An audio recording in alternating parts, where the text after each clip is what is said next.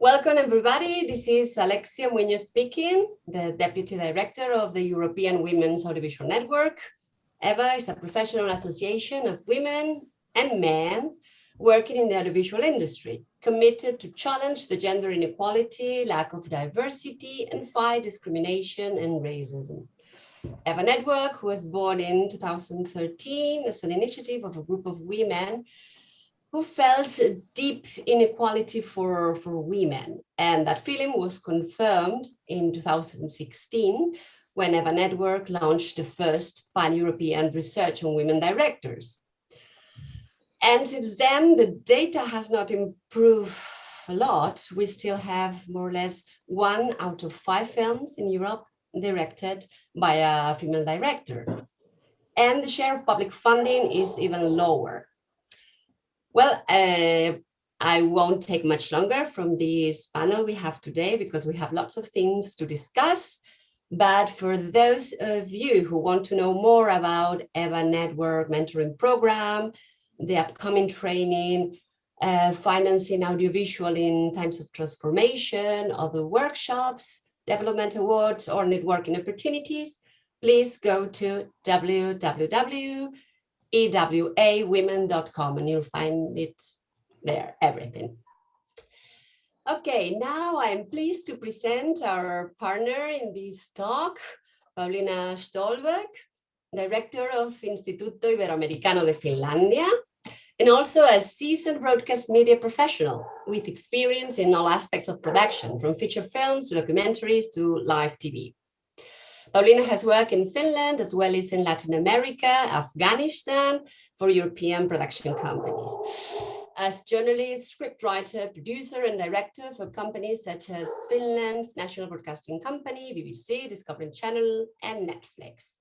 She is a producer, has produced the 2nd and 3rd seasons of the Nordic noir Dead Wind, available on Finland's National Broadcasting Company and Netflix.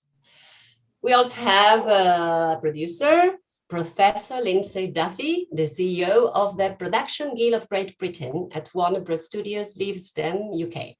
She is an award-winning film and TV expert with over 20 years of experience in the media industry. As an educator, TV executive producer, and broadcaster, with credits for BBC, ITV, Channel 4, Channel 5, Sky, and Discovery. It's a lot. Her academic career led her to become Professor of Media Education and Head of School for Film, Media, and Performing Arts at the University for the Creative Arts. Lyndsay has regularly appeared on Sky News, ITV, and BBC as a media commentator. She's also the co-author of the TV Studio Production Handbook, published by Bloomsbury, and written a variety of book chapters and articles on film and TV.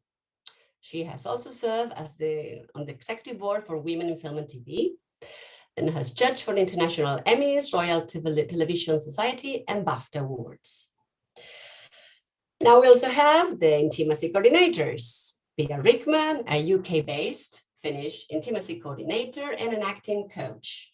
She's an established screen practitioner with 20 years of experience working across film and TV, including assistant directing and production managing roles. Her most recent intimacy coordination credits include feature films Stove, Yellow Sulphur Sky in 2021, and Friday in 2022. Pia is a lecturer and screen acting leader, and she also teaches at various film and drama schools in the UK and in Finland.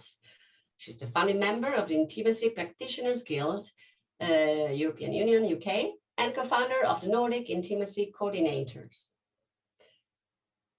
We also have here Enric Ortuño, an UK-based Spanish intimacy certified professional by Intimacy Directors and Coordinators USA. He is also an intimacy fighter movement director for theatre and a certified stage combat teacher by the British Academy of Stage and Screen Combat. He also holds a BA in musical theatre, because not everything is combat, and an MA in movement studies by the Royal Central School of Speech and Drama. He's a resident teacher at Italia Conti Acting School and teaches regularly at RADA, Central School of Speech and Drama, Drama Studio London, and has taught workshops in Spain, USA, Canada, and Germany. His intimacy coordination credits include production for Warner Bros., Apple TV, BBC, Netflix, Channel 4, Amazon Studios, and Sky TV. And his fight and intimacy credits for theater go beyond the length of this talk, so I'm not going to read this. And finally, we have an actor here. Yeah, Tom Rejström, welcome. He is a Finnish actor and performance maker. Tom plays the male lead in Claes Olsson's upcoming feature film and TV series, Yellow Sulphur Sky, my Solar's film. So now I'm really eager to leave the floor to Pauliina and we can start this conversation. Enjoy it. Thank you, Alexia. I hope everyone hears me. Panelists and attendees, welcome all. I'm going to be putting some stuff in the chat and everybody can put questions or comments in the chat. Panelists, don't worry about reading them. If there's something really urgent, I'll tell you about it. And we were thinking that today's structure would be so that we have about 60 minutes of discussion and then 20 minutes of Q&A, or even 30 minutes of Q&A. Let's see how much we have to question and answer. What I'd like to, and what we were thinking, if it's okay for everyone, please put something in the chat if you disagree, that we would record the discussion, but we won't record the question and answers for anonymity's sake, difficult word. And what we are asking the panelists to do, and what you can also think of doing for the question and answer thing, is like be as concrete as possible. Like, let's keep it pretty real and not like highbrow. I know we have some academics, Lyndsay, for example, with us, but let's like keep the conversation quite real. But let's name no names, no productions, no actors, no producers, no names, that's all. So even I'll try to not reference to what I was still filming in last December, where I learned a lot about this particular subject as well, but not enough. That's why I'm really glad to be here with you guys today. How about we start this so that I'll ask, I'm not going to ask the same question from all the panelists, and we're going to keep all their mics on so you can jump in whenever you want to. But how about if you, people who are watching, darlings, I'd love to hear from you. What do you think intimacy is? Like, what is intimacy for you, just in a few words? And let's ask this question first from Pia.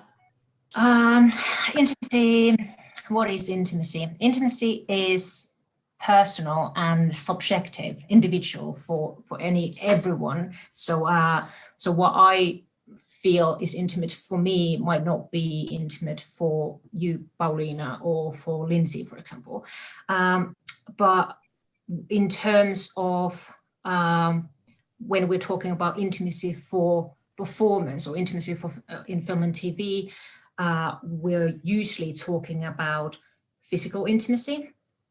And usually talking about, or it's often referred to, sexual intimacy. But what's quite important to know is that intimacy is not only sexual, that is also intimacy that is, for example, between family members, like familial intimacy, or intimacy between a patient and a doctor, for example, or these sort of things. So there's all sorts of like any kind of a connection with another human being, or even just with yourself, is intimate when it involves touch, or when it involves any kind of hyper like emotional content, I would say. Thank you, Pia. I'm already learning something. I didn't like think of that doctor-patient stuff. Like, yeah, this is so interesting. Does anybody have, Enric, what do you think? What do I think? It's a good question. In English, we have the phrase "How long is a piece of string?" So like, I guess it's the same here. Now, what is intimacy? Intimacy can be anything and nothing at the same time. It's I don't know if I have a better answer than what Pia said. I think intimacy can accommodate many spaces of your life. I guess for me, I define as intimacy, and it's not always that way, but no, a moment of connection, I guess. It's what, and where that connection happens, or how it happens, it will vary between the characters on the scene, but it's that, yeah, it's kind of the moment of connection. But of course, as Pia said, anything can be intimacy. I would again reiterate the idea of, again, for screen and theater, we tend to focus more on characters being nude or on camera or showing certain level of nudity. We're talking about physical connection, physical intimacy, and yeah. But that, again, I don't know, thin lines. I'm sorry, I don't have an answer for you. I have plenty of questions. That's gonna be me for today. I don't have answers for anything, because intimacy, as Pia said, can mean so many things for different people, and what is intimacy for one character won't be intimate for someone else, and what is challenging for some people maybe not be challenging for other actors. So it's quite a tricky question to start with. Okay, Pia seems to be, I know Lyndsay wants to say something as well, but Pia has her microphone on. Yeah. So exactly what Enric said, that like something in there just reminded me about that. Like intimacy is sort of like always requiring some level of vulnerability, and that's kind of where we come to some sort of a risk, because vulnerability always requires bravery, and what we want our actors to be is to feel brave and feel that they are safe. So that's another thing to kind of just vulnerability, I would say. Yeah, and safety is the whole point of our discussion today. I'm going to give the word next to Lyndsay, but I'm warning Tom that I'm going to ask you this next, and I'm also going to ask you to like give the viewpoint of an actor, because you have like a very intimate relationship to this question, because from a different point of view. Go, Lyndsay. Yeah, no, absolutely. I mean, Pia summed it up brilliantly, and Enric as well. I mean, I think we're all learning, and particularly from the producer's point of view, intimacy, the first thing we thought of was about those sexual scenes in a very kind of, you know, in that manner. But of course, as Pia says, it's so much broader than that. It can be childbirth scenes. It can be, as you say, the vulnerability. We don't necessarily know what the actor's experiences have been before. So that vulnerability question really comes in. So yeah, from a producer's point of view, we probably have more questions than answers, but we're really keen to learn and to understand how, you know, we can get this better. And I suppose my question then is where the intimacy coordinator line is and the safeguarding line in a broader term, which I'm sure we'll come on to in the debate as we move through. But I'll park it there, and I'm interested to hear what Tom says from the actor's point of view. But Lyndsay, if we don't come to it, bring it back. I will. Yeah? I need the answers. I've promised to bring them back to the producers, so I will be asking, don't worry. Thank you. Okay, go Tom. Well, what is intimacy from actor's point of view? It's when I think about acting, the most like fundament of acting is being vulnerable and being able to be intimate in any way, because for me acting is always about being present and being able to be in some kind of relation to anything, like is it a co-actor or a camera or anything, and that is intimate in any way, be able to open up something. And when our an actor's body and mind is the instrument or the thing we use with the whole the bodily history and everything what we carry into the set and into the work, that is intimate in any way. So yeah, my answer is also that it can be anything.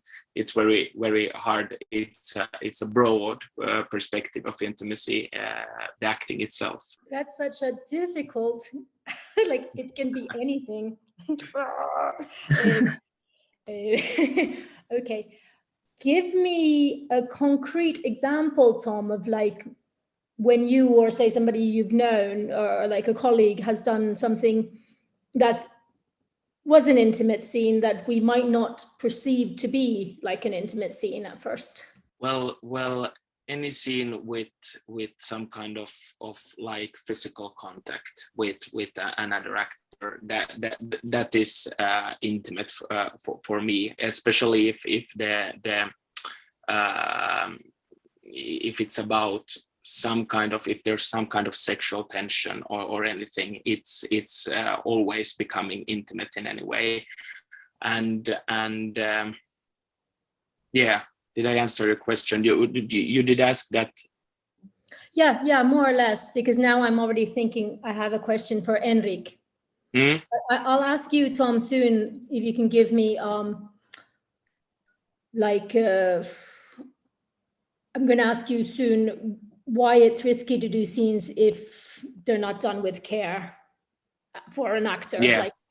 But Enric, Tom was saying like anything with physical contact, and you're also a fight scene coordinator. Yes. I love fight scenes. Like I have a black belt in karate, and I all do like everything in fight scenes. If anybody asked me, they don't. That's not why I'm not producing anymore. But what's the difference between when do you put your intimacy coordinator hat on, and when do you put your fight scene coordinator hat on, and how are they related? The actual answer is I now rarely take any of them out of my head. What it started being just then I have my fight director hat, and then I go into an intimacy. Now, the more and more into this job, they are completely different disciplines, and they require different approaches. But everything is it again still so based within that the duty of care towards the performers in order to produce something. So again, it's one of those things that I think as a society we also evolve. So again, it took us like 50 years or 70 years for stunt performers to be recognized on the camera, and you still don't see them recognized. They don't have a category in the Oscars, so they're still like in this kind of dark figure that people, that producers sometimes don't want people to know about, because they want to make believe that to the audience that the actor is doing those dangerous scenes, but we have the stunts because we've recognized that there's an inherent danger to a physical scene. And we have a duty of care towards the actor. So therefore we bring someone that is a professional in that field to choreograph, to create, to put protocols in place, to create health and safety guidelines, to make sure that as we do things, we are not leaving a long-lasting mark, whether it's physical or emotional, into the actor. And I think as a society, we start recognizing more and more nowadays that the same care and worry that we have towards a physical injury, now we need to bring the awareness towards the inside. And now again, there's been over the last years, there's been a raise in mental health, in the mental health crisis, because not in a bad way. I think just we're more and more putting the focus inwards and saying, okay, now I need to look within me and start realizing that things that up until now I took as granted, they are not helpful, or they're not healthy for me anymore as a performer. And things that I used to, again, I always say this. I think we always discuss these things. For anyone, there's an actor out into the audience. As an actor, there's always that phrase of the yes and, yes and, yes and. There's always that idea that you need to commit to whatever is thrown to you, and you need to say yes and add to the scene, because as an actor, you're supposed to be okay with everything. Otherwise, you won't get any jobs. You're supposed to Exactly. yourself and do everything you can, and sometimes without realizing that is hurting us in both a short and the long term. And what that was very clear in a physical sense, we then realized that there's also emotional and psychological damages that have been done towards our performers that haven't been, that get triggered much later down the line. So I think we're just moving on and realizing, and so the idea of now bringing everything and making everything come from a base of communication and consent. It's now the philosopher's stone, is that the fundamental that applies now to both intimacy and stands and everything, because we only have one body, we only have one mind, we only have one of us ourselves, and we must take care of, because we only have one for the rest of our lives. And sorry, I speak a lot. I apologize. Sorry, Pauliina, cut me off at any point. I'm so sorry. I'm going to cut you off now, and I was going to ask Pia to cut.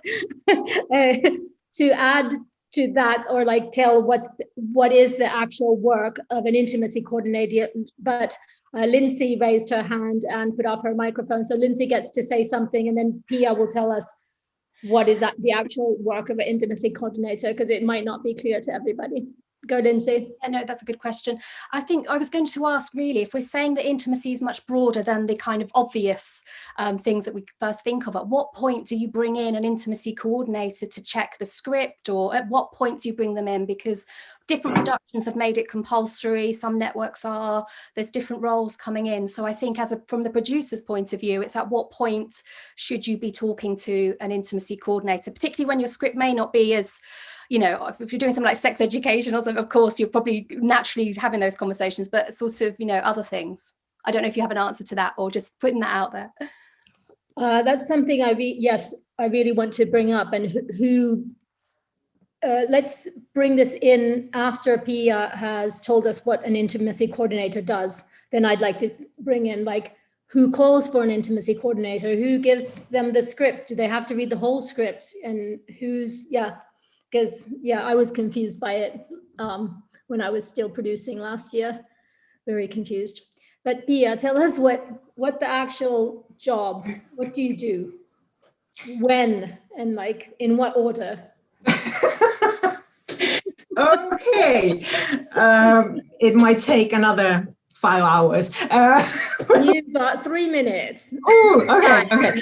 So, intimacy coordinator is someone who puts in a structure for creating intimacy safely and consistently, so that you're able to do the scene safely, but also be able to repeat that scene safely. What we do is we come in at a point when the request might come from anyone. It might come from an actor, it might come from a director, it might come from a producer. I would say that because the responsibility kind of lies with the producer, it's good practice for the producers to have an educated eye to start how they start reading the scripts and like finding what is intimate in that script already when they start reading it, so that they can at those points that they start breaking down the script, and or the first assistant director starts breaking down the script and notices that, okay, we have an adult kissing a child there, we have a simulated sex scene there, we have someone in their underwear there. So already those kind of like marking down the, okay, intimate scene, intimate scene, intimate scene. And then bringing an intimacy coordinator just for a consultation or a chat to what do you think about these scenes, or can I ask you to read these scenes? Can you give your idea? Wait, can I, so the assistant director, when he reads, then he would bring in the intimacy coordinator? No, sorry, I'm not being clear enough. Let's go with the producer idea. The producer brings in the intimacy coordinator and for a chat, and then might ask to read the script. And in my experience, I would read the script. I would do a breakdown of the script and of the scenes, and then I would have a conversation with the producer about the intimate content, and we would agree that yes, we are thinking of needing an intimacy coordinator in these and these scenes. And then I would have a conversation with the director, and we would start having a conversation with with both the producer and director, thinking about what is the content of these scenes, what is important in those scenes for the director, and how do they see the scene being filmed, for example, and do we already have the actors cast, or are we now in the process of starting to cast? Because that would affect the briefing of the casting, for example. Then we would go into, if we already have the actors in place, we would then start having conversations with the actors, finding out the boundaries with the actors. What are the yes and no areas of their body, for example, where they are happy to be touching someone else, or where they are happy to be touched? What kind of content are they happy with performing? Are they happy with the simulated sex scene? What kind of simulated sex scene? We go into detail about, are we talking about penetrative sex, or are we talking about oral sex, or what kind, like, and what kind, and these sort of things. And then based on those conversations, then we would have a conversation with the director again and go and see, okay, with the actor's consent, we would be able to do this or that, and we can do this. And then doing a risk assessment based on each of those scenes, going through what is the risk and how are we planning on mitigating that risk. And then going into these conversations with each of the head of department, seeing what is needed from each for this scene, what the wardrobe or the costume designer, what we need to discuss with them, and what do we need to discuss with the set designer, what do we need to discuss with the location manager. It's the floor is cold, can we get a rug, for example, or whatever their conversations are. And then having conversations with the first AD, making sure that we have a close set on the days when we're filming, and then producing the protocols for that close set. What does that close set mean? Who will be present, and what monitors will be present, and what will be recording and what not. We can get into that later as well, the whole question of a closed set. Yeah. And then just and then going into rehearsals with the actors. We have a pre-rehearsal with the actors and director and DOP, possibly DOP in the space with us. And we are then starting to mold that physical structure for that scene, how we are telling that story that the director and the actors are wanting to tell, and then making sure that there's consent and like this consent of agreement of touch for all of these elements that are taking place, and then keeping book of the conversations with what we've been discussing with the actors. Any issues that are arising, we'll be discussing directly with the actors and directly with the director and the producer, and then in the end of the process, going into making sure that we have closure, or providing an opportunity for closure with the actors, and then making sure a few days afterwards that the actors are okay. And if there are any issues that need to be discussed, we'll be discussing those and taking them further, and then making sure that we are giving a feedback report, producing a feedback report for the production about the work that has been done. Basically, that's in a nutshell what an intimacy coordinator would do. Thank you, Pia. I'm sure we'll come back to those different elements soon. I'd like to hear what Lyndsay has to say about this as a producer, or Alexia, and then Tom as an actor. And feel free for any of you to jump in at any time. But shall we take Lyndsay? Sure. Well, Pia's given us a really nice summary there of the process. Pia, you're answering all of our questions. It's fantastic. So I think, as I said, what we're interested in is at what point do we start to engage with the intimacy coordinator, and just getting a really clear idea of what the expectations are as well, of what the intimacy coordinator will do. I think as well, I mean, it's still unbelievable. This is a relatively new role, really, isn't it? Only over the last 5 years, 5-6 years, that's really gained, momentum system. And as we're seeing more studios and broadcasters making it compulsory for some of their productions, which I think is, is a good thing, we start to build that into our budget lines and it will become part of the process. Certainly in the UK at the moment, we don't have it particularly standardized. So I know BEC2 are working, which is the sort of union in the UK, now has an intimacy coordinator branch, and they're working hard to try and put some kind of standards and measures in, because I think that's what we're looking for, a little bit of guidance as the producers as well. I think we are well-meaning and we want to get it right, but we need a little bit of structure as well to sort of, help. So it's so important to be doing these talks and hearing direct from you how this all works so that we can put it into play, really. So yeah, we're very keen to learn and make things better for sure. Tom, do you have like a point of view from actors? Many point of views from actors. I have to say that working with an intimacy coordinator, it's not only a luxury for an actor. I think that this is something we need to have nowadays. It's something for every production that includes any kind of intimate scenes.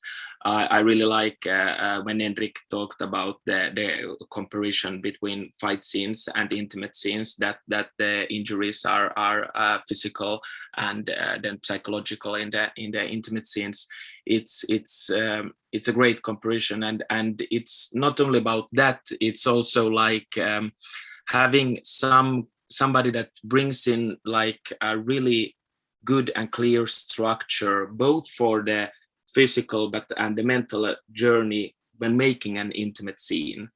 We worked with Pia together, and it was such a great journey to do that, because the quality of all the intimate scenes, it was such a great way of working, really clear.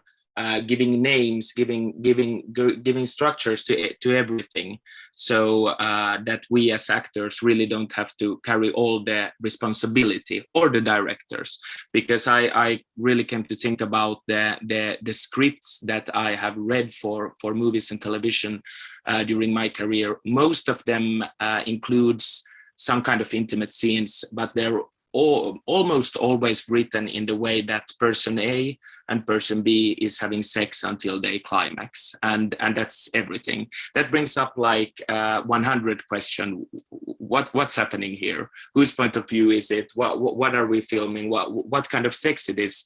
And then we need to like really start to investigate it. And here, if you get an intimacy coordinator on board, it's just makes it a lot easier in every way. So that's my comment to it for now. Thank you, Tom. That's really interesting. This is for Alexia and Lyndsay, because so I was still producing until last December, and a long, like 8 times an hour, like a series of like an hour 8 times. And so do you really, or this is to Pia and Enric, like, do you really want to read the whole script? Or because usually we'd like weed out what we think needs a stunt coordinator, and we'd weed out what needs like special effects, and just give them those scenes. But what I learned, my mistake, and that's why I think this is so helpful, is there was somebody who needs to be a corpse on a slab, and then we came to film it, and suddenly the actor didn't want to do it, and I was, of course, I was kicking myself as a producer that like, hey, this is taking like time and money, when there's like everybody here, there's 40 of us, that if we just like understood, if I'd understood this before, we wouldn't be like waiting to negotiate this.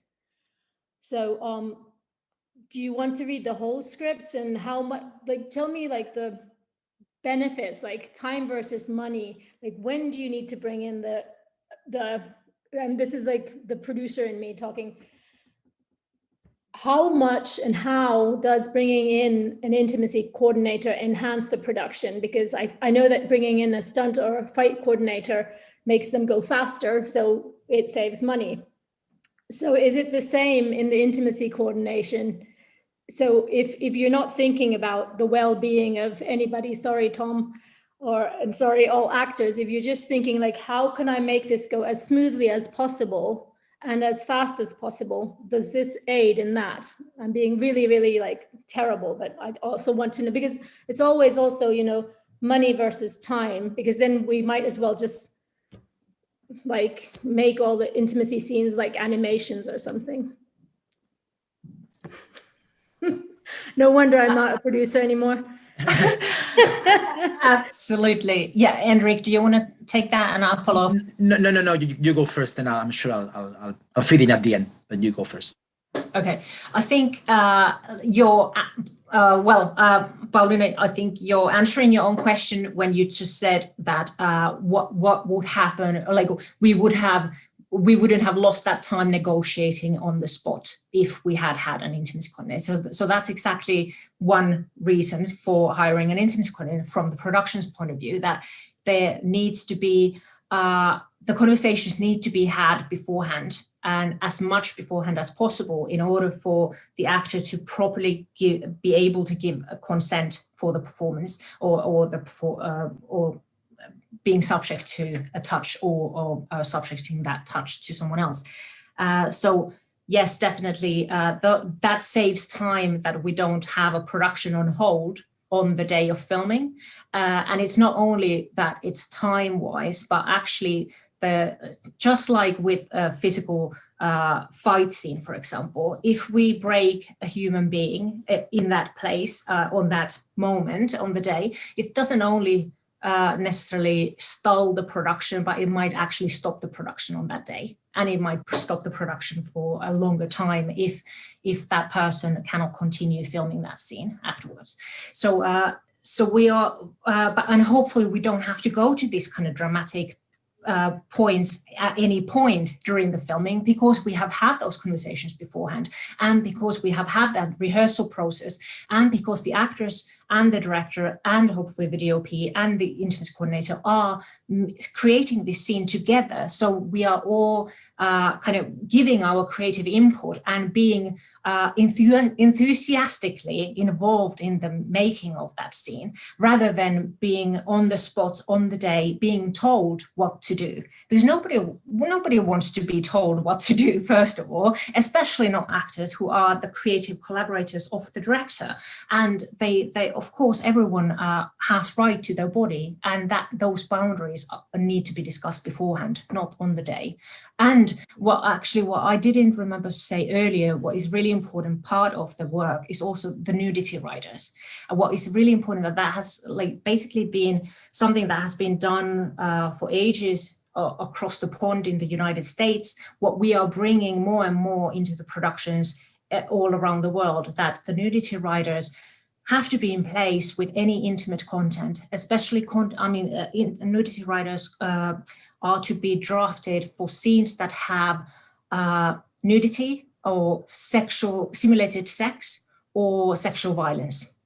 So those are already kind of giving the kind of context for scenes that at least have to employ an intimacy coordinator when a nudity rider is being drafted. But that, in addition to those scenes, there would be intimacy with minors that always require an intimacy coordinator. And it's and that's the sort of thing that is interesting, that I'm now using words like always, you have to do this or you have to do that. Like that wasn't always 3 years ago. But that is now a shift that is drastic, that has happened, but it's not like it happened just like that. There's work, like decades of work and research that has been done beforehand, so that we are able to be in this spot now today. And it's kind of like thinking back that, yes, 100 years ago, we made silent films. We didn't have sound. Not everyone even recognized that, oh, we don't have sound. We still love these films. We don't need sound. But then when we had sound, people understood, oh my God, how is it possible that we made silent films? Or they are still fantastic, but that sound is now adding something extra. It tells a story. So maybe, let's say 10 years, 50 years from now, people will be looking back and thinking, oh my God, how is it possible that we've been making films without consent, or allowing actors to be doing intimate scenes without an intimacy coordinator? Yeah, good answer.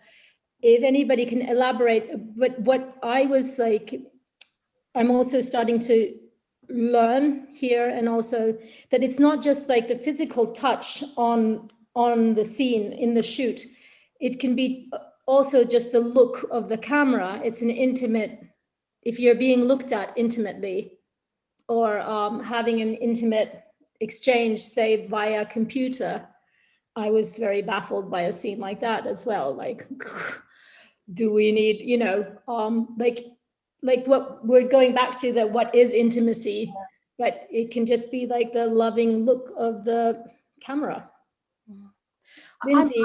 I'm also interested in the practicalities, again, from the producer point of view. As Pauliina said, we live by that mantra: on budget, on schedule, but of course wanting to do the very best product and best on screen and have a successful production, of course. I'm interested in what the makeup of the team is. Is it one intimacy coordinator enough, or do you have, you know, someone else looking after a nudity ride, or does each actor have their own one? You know, if I'm engaging in a production and, you know, I'm about to spend money on this, you know, how does that work? Would it be enough if I just hire you, Pia, and that will take care of my 8-part big multi-million-pound series, or is it a whole team? Or I guess it differs production, but just sort of interested, what does the department look like, I guess? Do you want to answer that, Enric?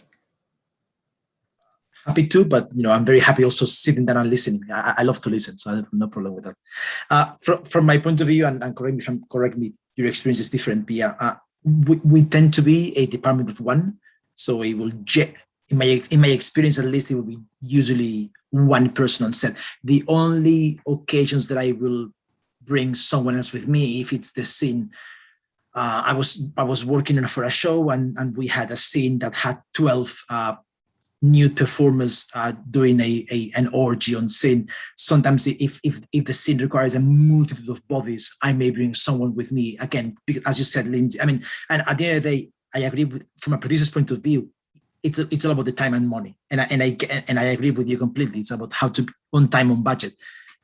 So bringing that second person with me helps us to stay on time, on budget, because it helps us just help with the choreography, help with the dealing with modesty garments, dealing with the costume, dealing with makeup in a just a bit more quicker way than it was just on my own. So that, in my experience, that's generally the only time where I would bring someone else. Usually it's just me on set. I don't know if your experience is different, Pia. That's my experience.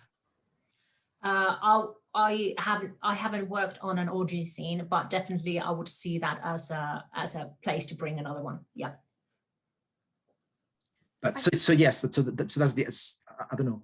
Does that answer your question, Lyndsay? No, I think that's really interesting. I think as well, we're seeing new roles on set. You know, we're having more mental health coordinators. I'm going to talk hopefully a bit later about safeguarding as well. You know, that's not necessarily the intimacy coordinator's job. Well, partly a job, but there's the crew and the production, you know, there's other roles kind of coming into that we're seeing more and more. So sort of just interested in the shape of that, and making sure our productions, you know, have everything they need for the well-being of our on and off screen talent.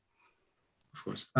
Yeah, I mean, I would say only one thing, and this is maybe as my pet peeve. Again, as an intimacy coordinator, I do a certain element of taking care of the performance. At the same time, I also want to make clear that as an intimacy coordinator, you are not a therapist. So there's a line there that we need to know that we are not crossing. So again, we are not there to diagnose, or we are not there to treat anyone. We're not there to change anyone. For us, whoever you are on the day, you are perfect the way you are, and we will work with whom you are at the time. Wherever you are, your boundaries, or whatever you want to do, I am not there to diagnose a performer or try to change it because they had a prior bad experience. I honestly don't care. I mean, It's a thin line between what I need to know and what I don't need to know. I don't need to know those. I don't need to know why you don't want to show your buttocks. I don't need to know why. I only need to know that you don't want to show them. And then know with that information, then I can inform production. I can talk with the director. I can work with the DOP, with costume, and making sure that the scene that we're filming is still telling the story that we have to tell, and conforming to the boundaries and consent of everyone involved in the scene. So yeah, I'm not there to judge. But at the same time, I would say this to any director out there, and I think Pia, you'll agree with me. I am not there either to censor. That's the last thing I want to do as an intimacy coordinator. This idea. I was working in a production in, can we say countries? Maybe can we say, I was in a production in Italy, and I came and I spoke with the director, and the main concern of the director was, are you here to tell me what, to tell me what to do? It's like, no, I'm not here to tell you what to do. I'm not here to censor. If your vision is to have a scene with nude performers, that's great. But now let's find performers that are happy to be nude. Let's put the parameters on place for us to make that scene a success and not a liability. Exactly. And I think that through, or maybe Tom wants to answer this as well, but through the creating that structure and bringing that safety, I've had experience with actors where they feel that they actually, if they had a boundary earlier there, they might start feeling like, actually, I feel that boundary is no longer, I can actually do this or that. And it opens a lot of that creativity and feeling of being able to do things that earlier might have felt embarrassing or just somehow difficult. Yeah, and I need to add also creativity and because when you begin the journey with the intimacy coordinator to investigate and try out the sexual behavior of a character, that opens up so many layers that you can use in the other scenes, other stuff. So it's such a rich world, and that's why I think it's because there's something has happened also after Me Too. We see more intimate scenes in movies and in TV series. We see not only more but more interesting intimate scenes in TV series, and that's lovely because we're interested in it, and I'm so tired of the whole old Hollywood style that when we see a couple, always a hetero couple kissing and then falling on the couch, and then we see the panning away from there into a fireplace or something. That's what we used to, and then we cut off the most interesting part. If we see a movie and we really engage into a character and the person's life with everything, we want to see also the sexual behavior, and that's such a rich world, and I just needed to add that the work with the intimacy coordinator can really open up really give you tools for building the character as a whole, as a holistic body for the whole performance. Cool, Tom. That gave a new dimension to all of this. Lyndsay, do you want to talk about you were saying new rules and recommendations coming into place? Maybe we've got about 10 more minutes for our discussion, so then maybe you could do it towards the end. Okay. This is Enric, you were saying something about the director asking, did you come here to censor me? Because this intimacy coordinator business, it's a new one. Do you see, I'm sure that maybe this is also me being closed-minded, but I'm sure the younger directors and everybody are embracing this, but is there a geographical or generational gap in attitudes towards this new career of intimacy directors, coordinators? Like, how are you being welcomed, and how have you like overcome those barriers? I think you're right. I think of course, it's there can be a generational gap with this idea, and then there might be a gender gap with that idea as well. That it actors are. It's not only that the directors are worried about how their actors are doing, or that the producers are worried about how their actors are doing, but it's also the actor who is worried about working with the other actor, that they want to make sure that they are not crossing their boundaries, and they want to make sure that their counterpart is doing okay and is well at work. So there can be all sorts of like dynamics, and we're coming to the word power dynamic, that is affecting the collaboration and consent, whether it's between the actors or between the actor and director. But yeah, generally men seem to be taking this by storm, understanding that there's a really important that this is an important issue, and they want to make sure that everyone is on board.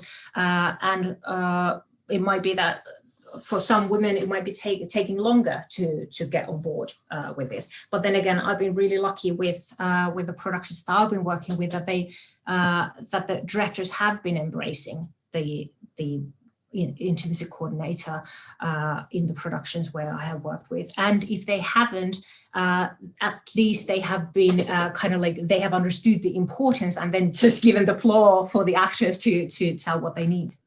I mean, anecdotally from producers that I've spoken with, they've said those that have worked with intimacy coordinators have just been so impressed and said, I would have so benefited from them working with me on previous productions. It would have been so much better. So I think the experiences have been really well received. It's just more the practicalities about when do we bring them in, at what point, you know, are they involved in the script? When do they come into rehearsal? You know, still that unknown is a little bit more tricky, I suppose, as we navigate through. But so yeah.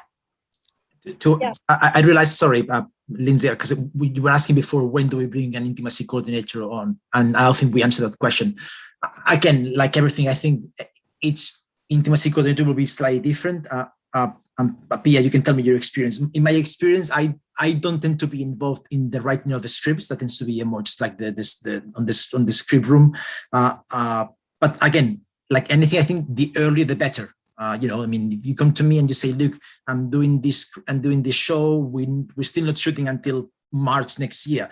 But, you know, it will be great for us to have a chat about the potential scenes. And, you know, so I think like everything, the earlier the better.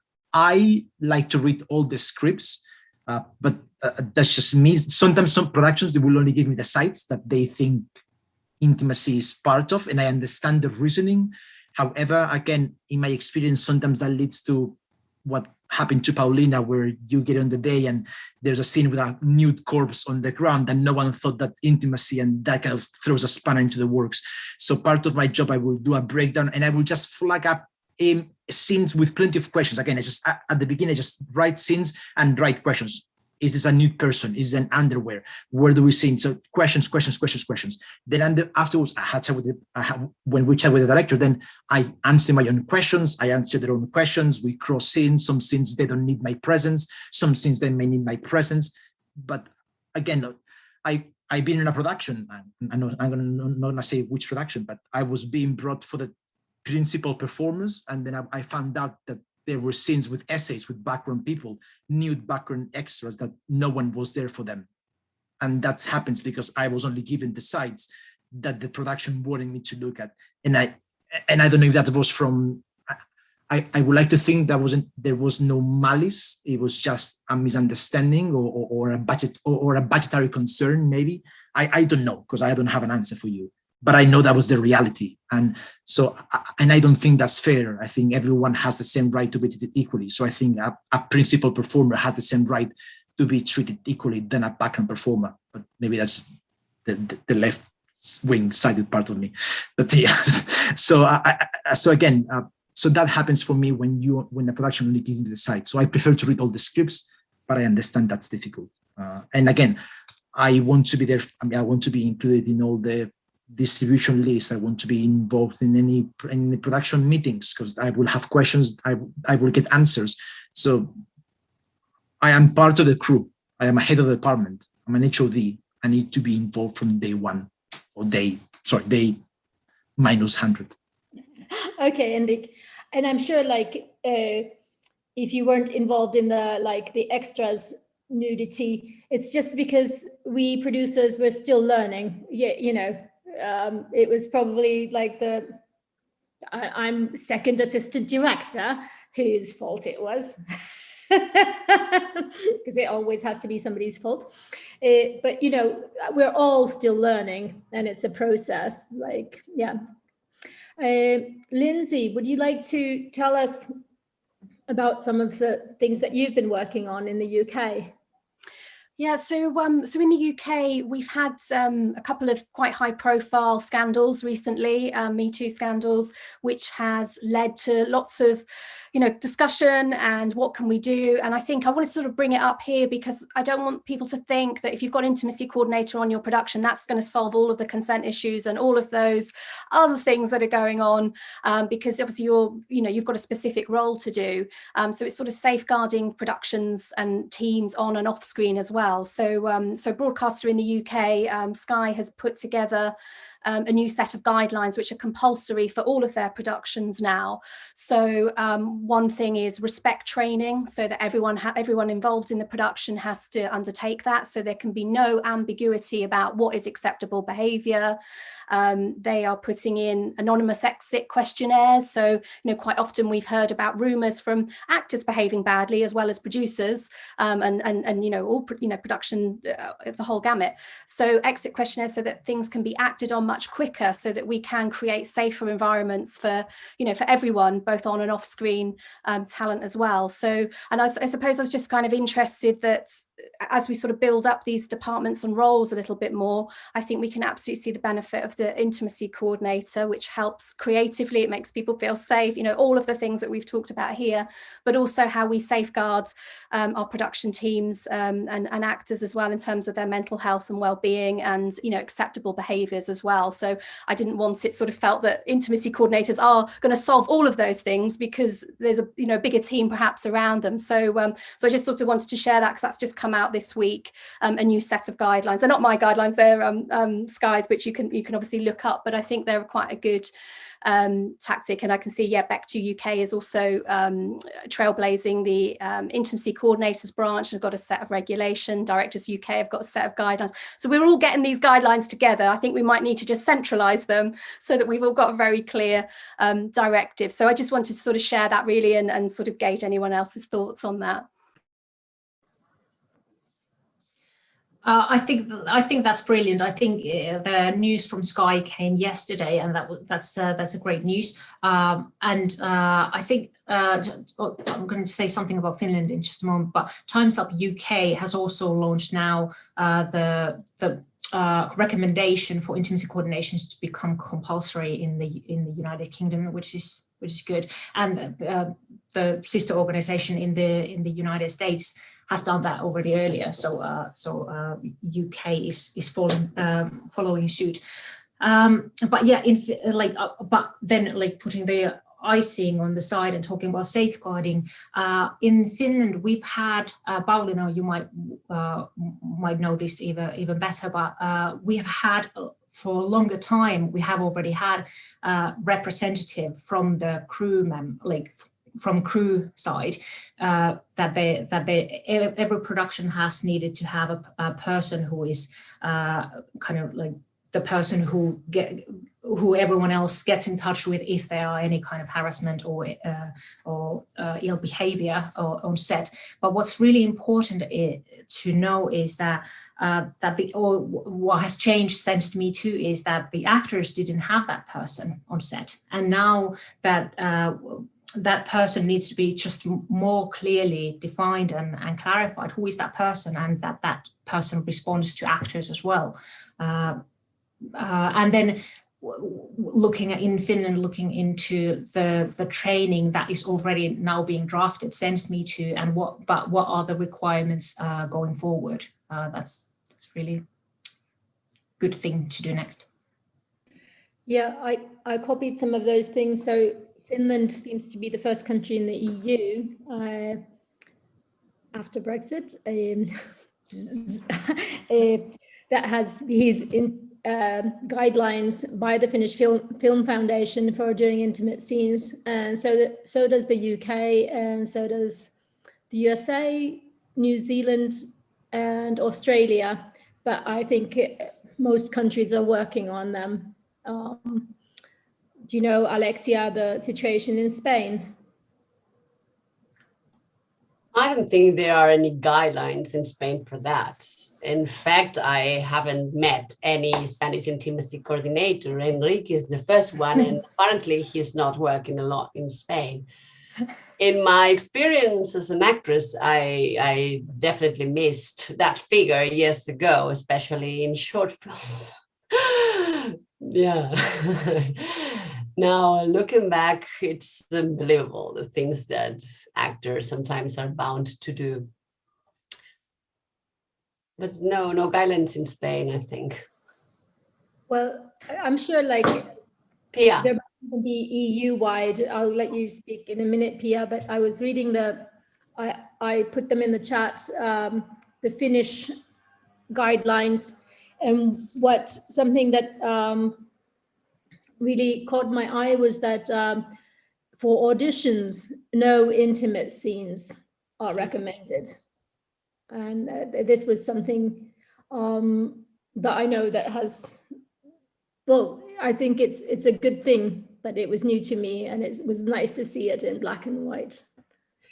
Yeah, it's funny, we're talking all the time about our industry, audiovisual, but I do think, and Enric has amazing credits on stage and theater, that in theater, actors are very, very vulnerable. Auditioning, rehearsing, that's a lot of intimate, it's based on that.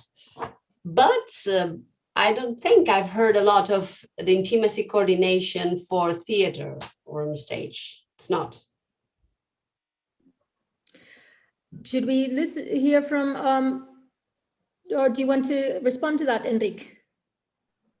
Well, I can respond, but I'm just gonna agree with different words to what Alexia said. Yeah, so I mean, I don't know if there's any point of me saying, but I agree with you. There's a lack.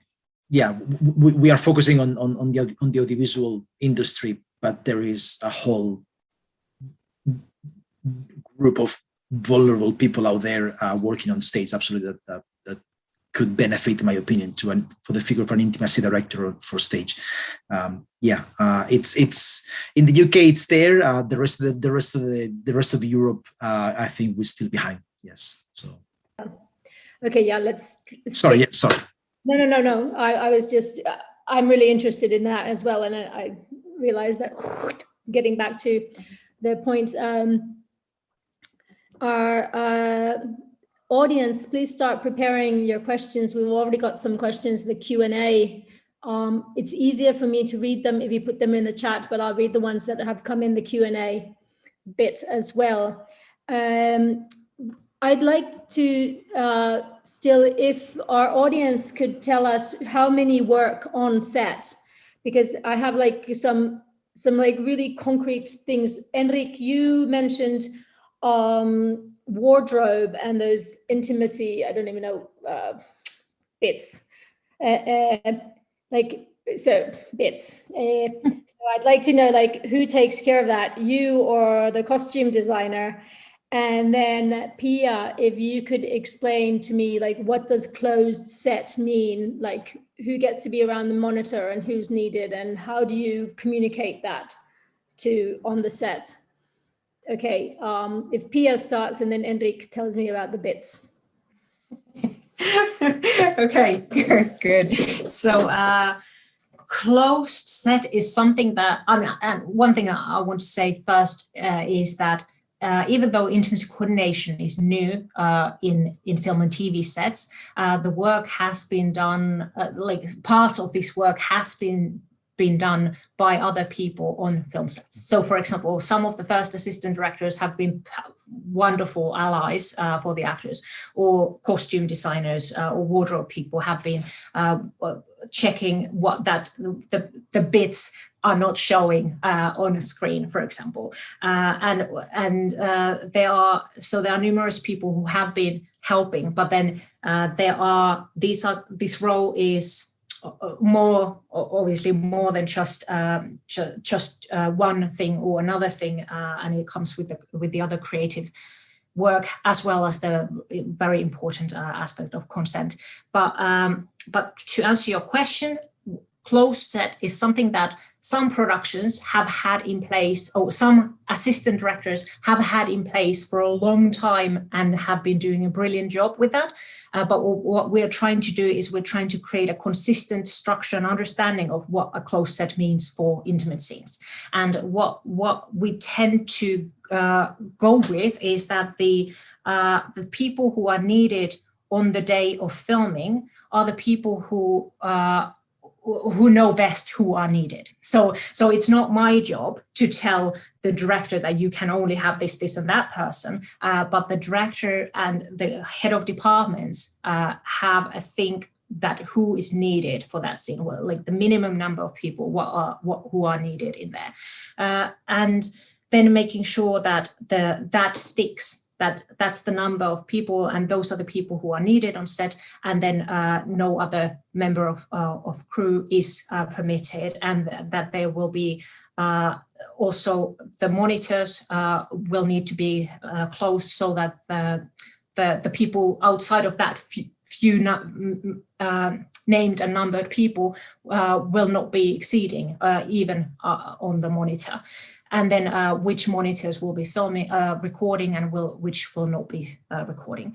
And then just making sure that there's a clear process for covering the actors in between the takes and during rehearsals, and making sure that everyone is ready for the take when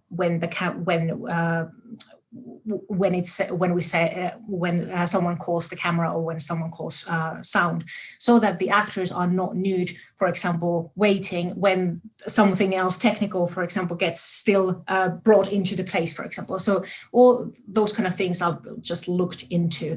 But one of the important things is as well that the assistant director holds the safety briefing, or it can be intimacy coordinator as well, but it can be the assistant director who holds the safety briefing before the scene or in the beginning of the day, making sure that everyone is aware what are the vulnerabilities in this particular scene, and who is going to be needed for this scene, and who will not be needed, will not be permitted indoors, and that if there's anything in that content that is making anyone feel uncomfortable, that they should go and speak with the assistant director. And if there's anything that comes up that is then it would be like with a very low threshold, people can come and speak with the intimacy coordinator as well, who can be taking things further. I'm not sure if I answered your question, but the closed set is about the people on set, the people behind the monitor, and knowing the process for the actor, so that there's a certain covering and uncovering at a certain specific time, and who does that, who doesn't, and then making sure that closed set stays closed all the way until the end of the shoot. And there are no press on those days. There are no still photos taken from that process when filming the scene. The still photos can be taken before or after, but that has to be agreed with the cast members beforehand. And yeah, making sure that everyone who is required in the closed set knows what are the expectations of working with intimacy. Right, and then what I think is very important there is also that anybody can call it, that if an actor or somebody, if actor feels uncomfortable, that they're allowed to call the shoot to a halt, or and without any questions asked. But what so you were saying now also about who does what, and this brings us back to Enric and the bits. The bits. Let's talk about the bits. I just add one thing. I don't remember if you mentioned this, Pia, but I also having that conversation of from each department who's going to be in, but also which specific person is comfortable to be in. I've had a couple of instances where we were shooting a scene, and a specific member of the crew said, "I am not comfortable being the person on set for this scene, so I would prefer someone else takes my place," and that's and that's the boom for me, please. So again, it's not just having one person; it's also deciding who that person as an individual will be. But sorry, I'll move on into bits. What I mentioned is what we call modesty I like to call them intimacy garments more than they used to be called modesty garments. I don't like the word modesty because it retracts me to the Spanish Inquisition. I like having to be modest, and there's nothing unmodest or modest about being nude or not nude, so I don't like it. So I use intimacy garments as a word because I don't like modesty, but that's my own personal feelings. So by modesty, sorry, Pauliina. By modesty garments, I mean any kind of costume that the actor, not the character, that the actor wears to cover any part of the body that is not supposed to be seen on camera.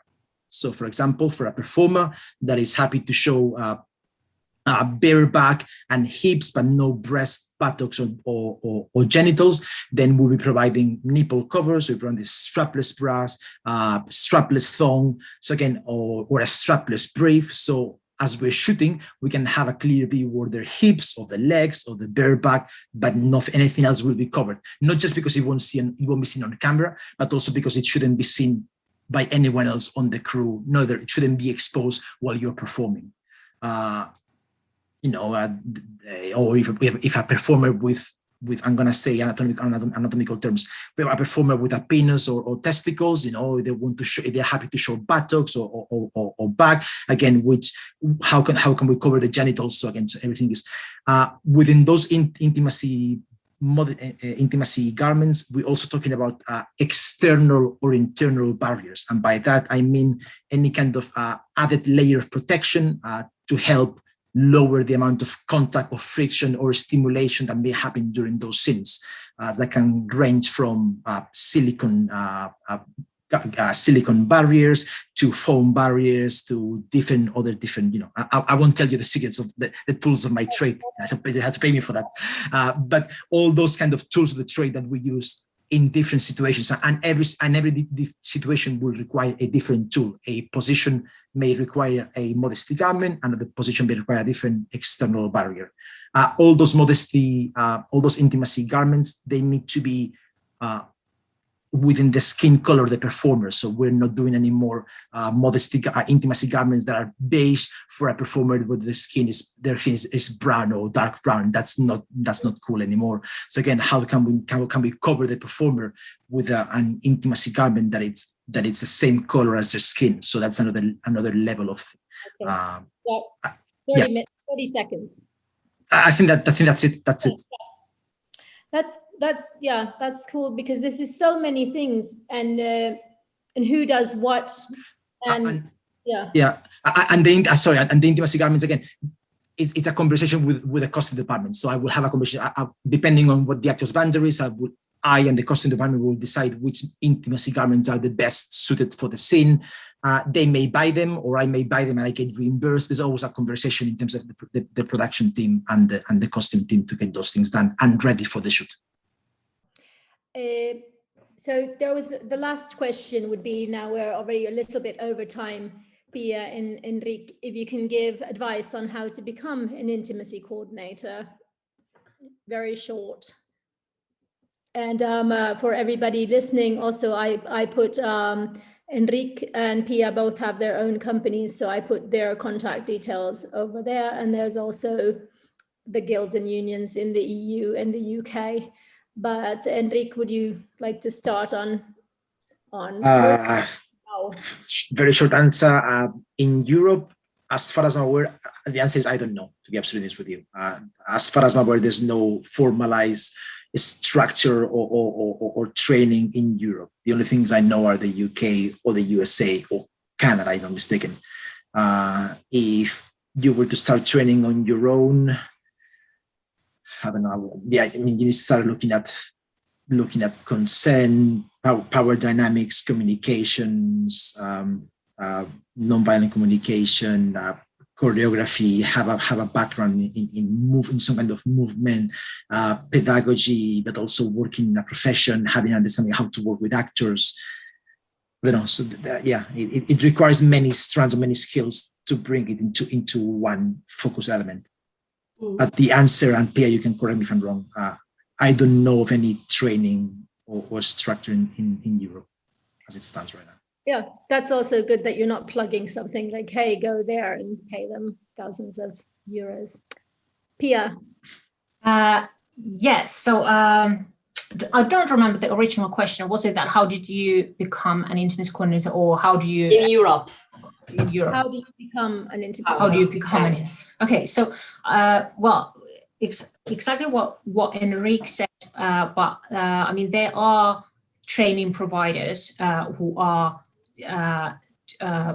offering intimacy coordination workshops and courses and programs, but then they're like in the UK, in the US, and in Canada, and in Australia currently.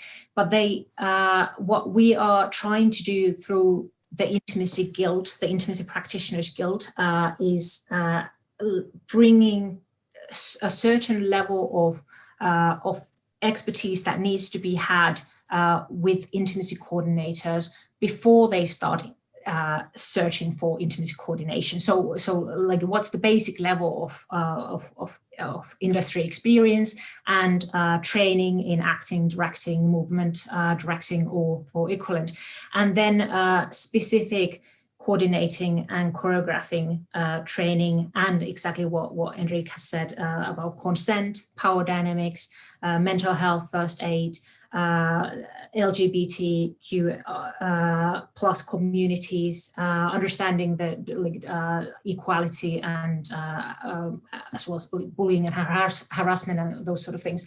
So in Europe, especially in Europe, where this practice is so new compared to the longer history in some of the other countries, we're trying to bring this level where we are introducing